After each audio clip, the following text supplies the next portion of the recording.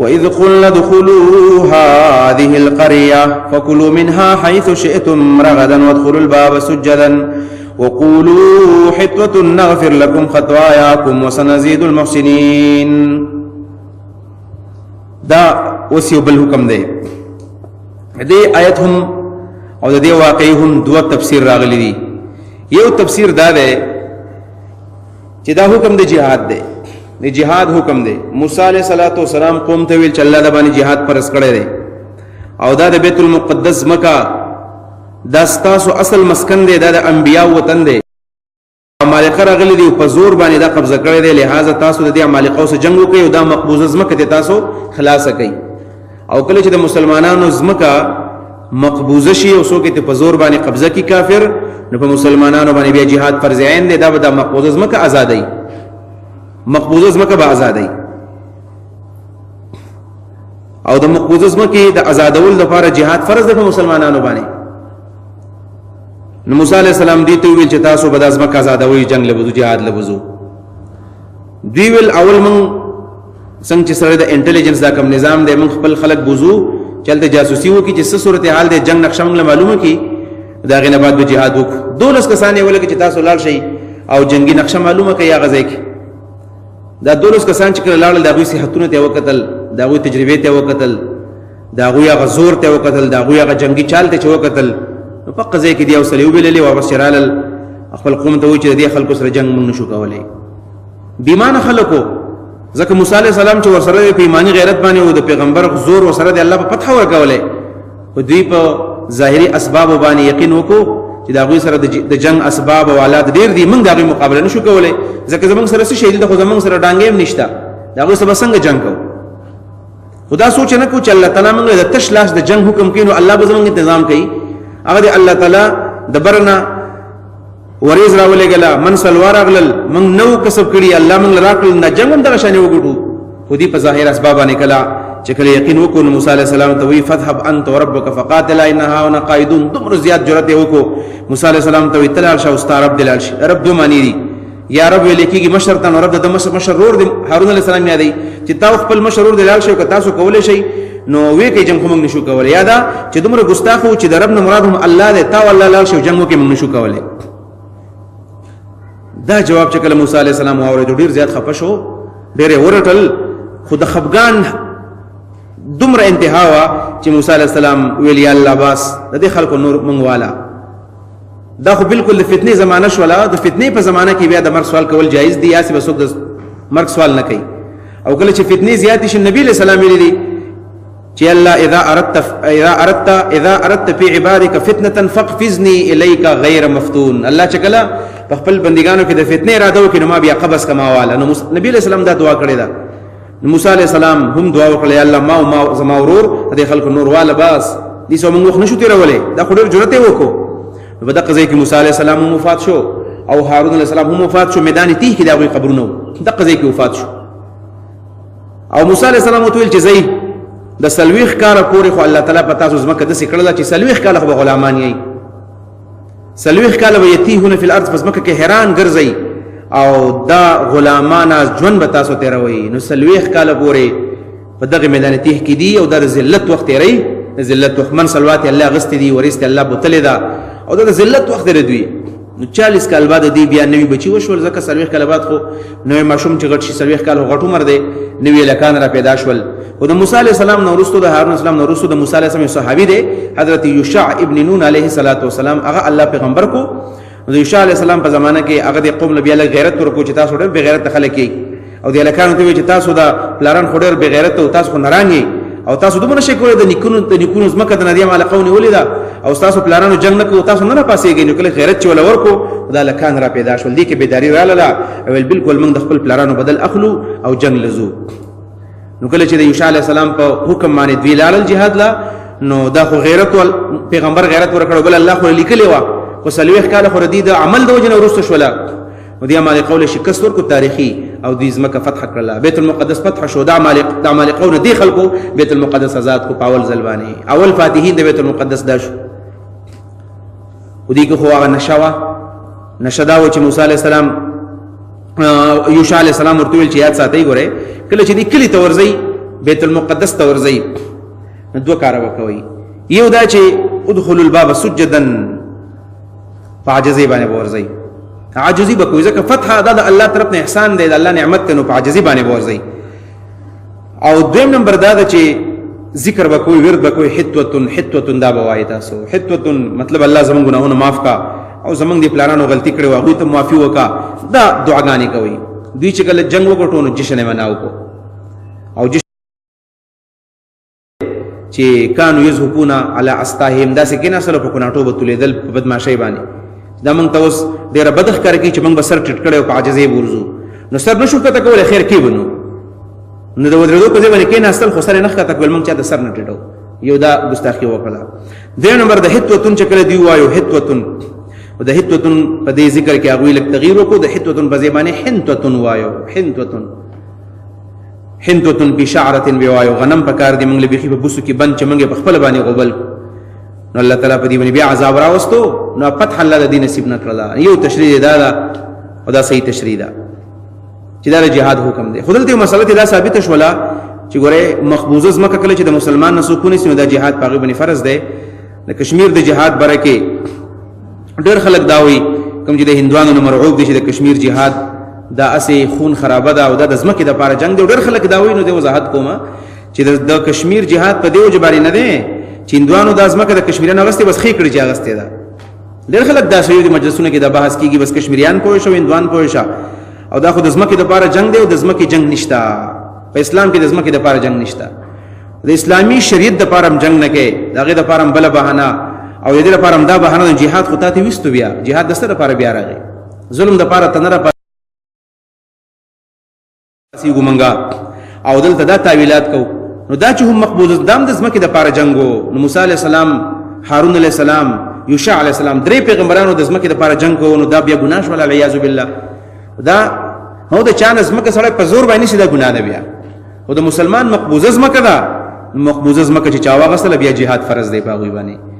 نو د کشمیر د جهاد په حوالې سره یو دا اشکال د خلکو په ذهن کې شته، نو دا اشکال ختمول پکار دی. د دې سره سره یو بل اعتراض هم د کشمیر په جهاد باندې کېږي چې یاره جهاد دپاره خو دا چې امیر المجاهدین به او د امیر نه بغیر خو جنګ نه کېږي. چې امیر نشته دی نو بیا دا خو جهاد نه دی، دا بیا فساد دی. نو د هغې جواب مولانا ګوهر رحمان رحمه الله ډېر ښکلی جواب کوه، وایي چې د کشمیر د جهاد دپاره باقاعده جهاد کونسل شته، د هغې دپاره مشر باقاعده موجود دی، د هغوی په مشرۍ کې جهاد کېږي، نو بیا په دې باندې کم اعتراض دی. لہذا دا ټول د جنګ او د جهاد نه ځان بچ کولو لپاره بهانې دي. نو موسی علیه السلام خپل قوم ته دغه طریقه باندې حکم وکړو. دویم تفسیر ما دلته شته. دویم تفسیر دا دی چې دا موسی علیه السلام د جهاد حکم نه دی کړی، دا تفسیر هم پکې شته. دا بس بیت المقدس ته ویل چې تاسو ورشئ اسکنوا هذه القريه، د اوسېدو دپاره، د اوسېدو دپاره.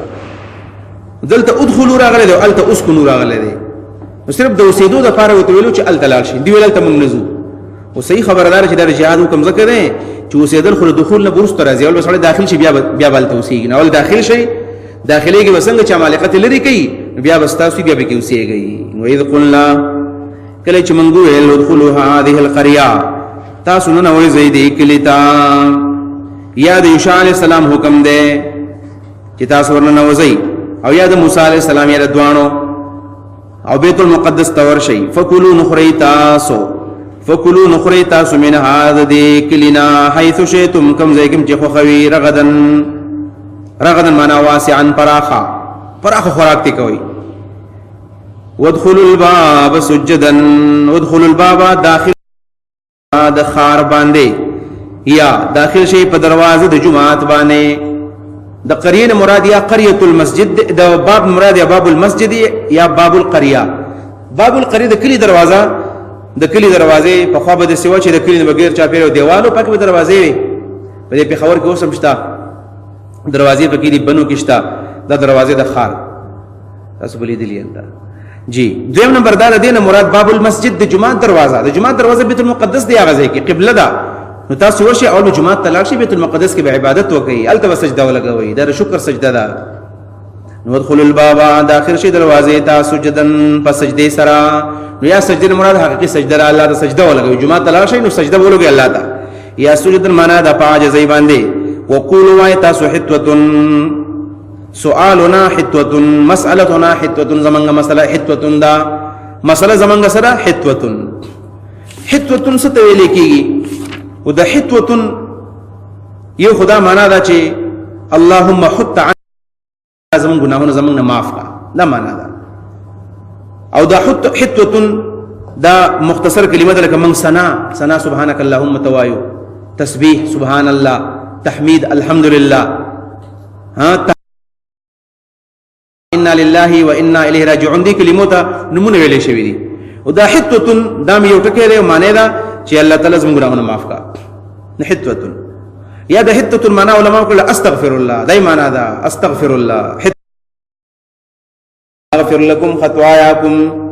من معاف کو تاسو گناهونه مت معاف کو کم گناهونه چې کړه ورته معاف کو وسنزيد المحسنين سنزيد زرد من با زیاد کو المحسنين نیکان یو دا معنا دا چې نیکان به زیاد کو نیکان به څنګه زیات شي ځکه بدن به ختم شو نیکان به زیات شي دویم دا معنا دا وسنزيد المحسنين زرد من نیکان له زیات اجر ورکو سنزيد زیات اجر نیکان له ورکو الله ته حکم کو دوی دا حکم نوتل دا حکم مات کو دا نعمت بدل کو څنګه حتتن بدل کو فحنتتن باندې الله وی فبدل الذين ظلموا واغستلا اغه کسانو چې ظالمانو قولا وینا غیر الذي غیر دا غنا قیل لهم چې ویل شی ورتا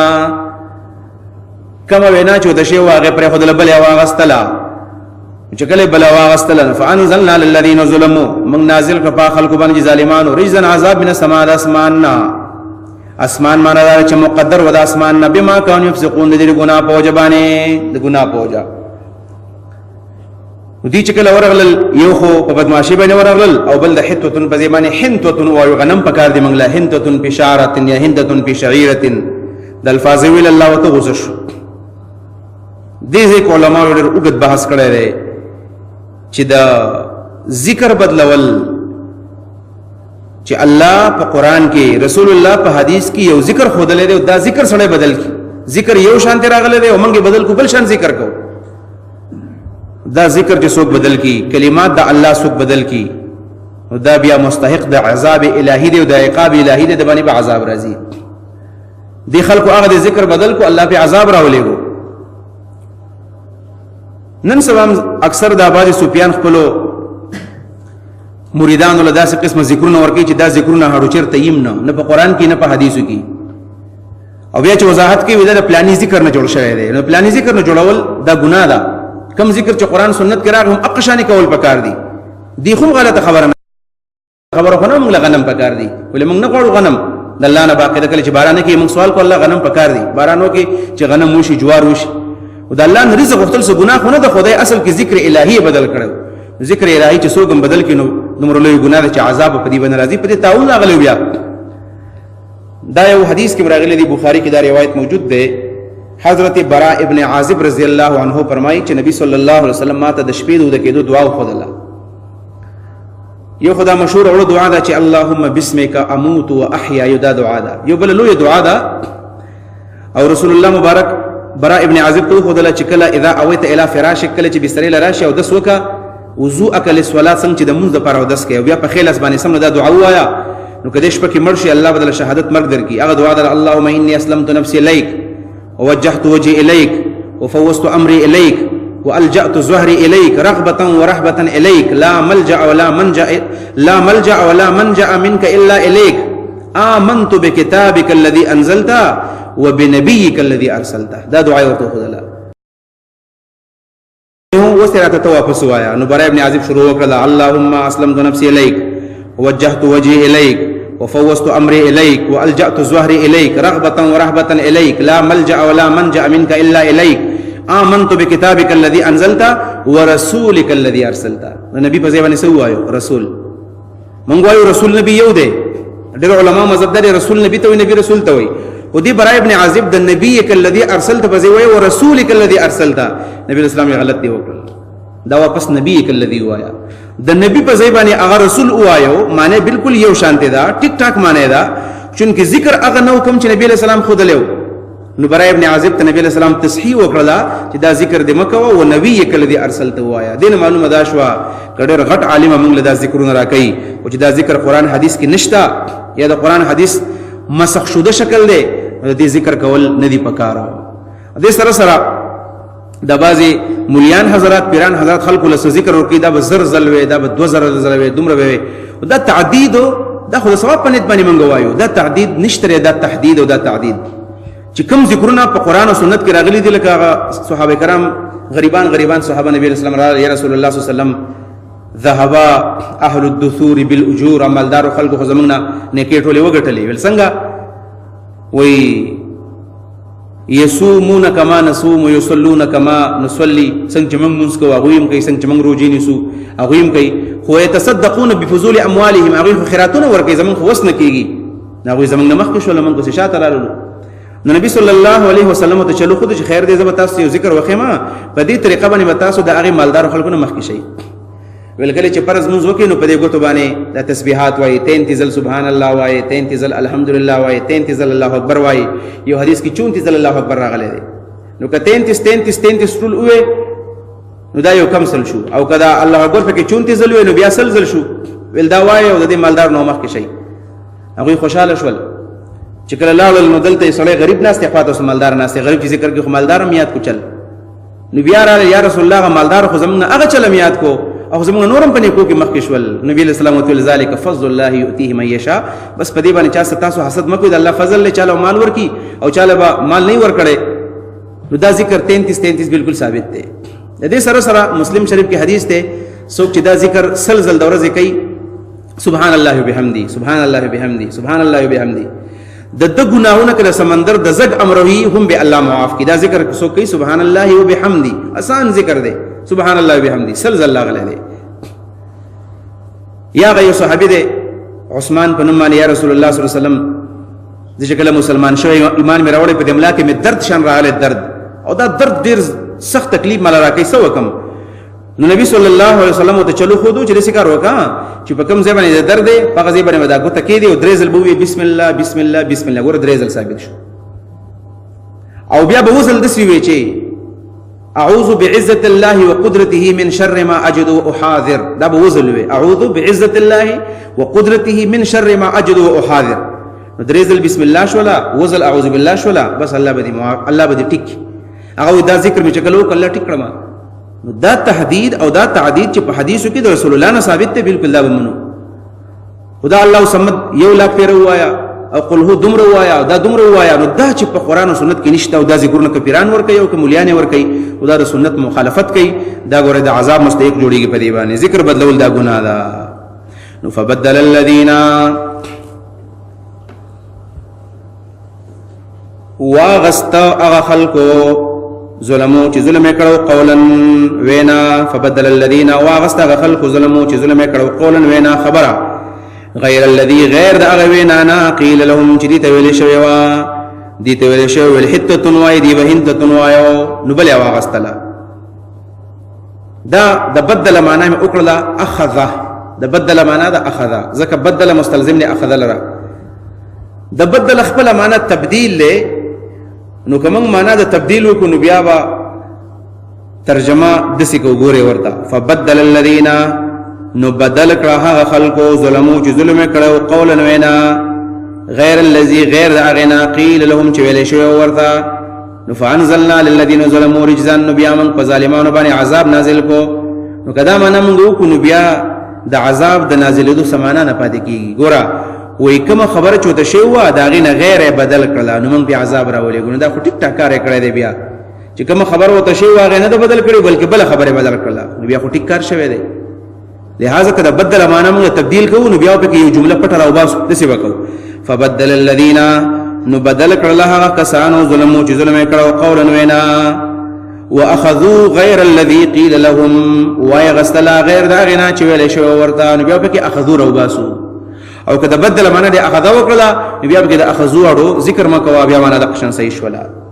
نو فبدل الذين واغستغ خلق ظلموا ظالمان قولا وینا غیر الذي غیر داغنا قیل لهم چویل شو ورتا فانزلنا للذين ظلموا نو نازل کرم پا خلق بانی چ ظلم کړه ورجزن عذاب من السماء دا اسمان نا بما كانوا يفسقون دین گناہ په جبانی او گناہ دا و چې په الہی ذکر کې تبدیل کړه او تبدیلی کړه وا ذکر بدل کو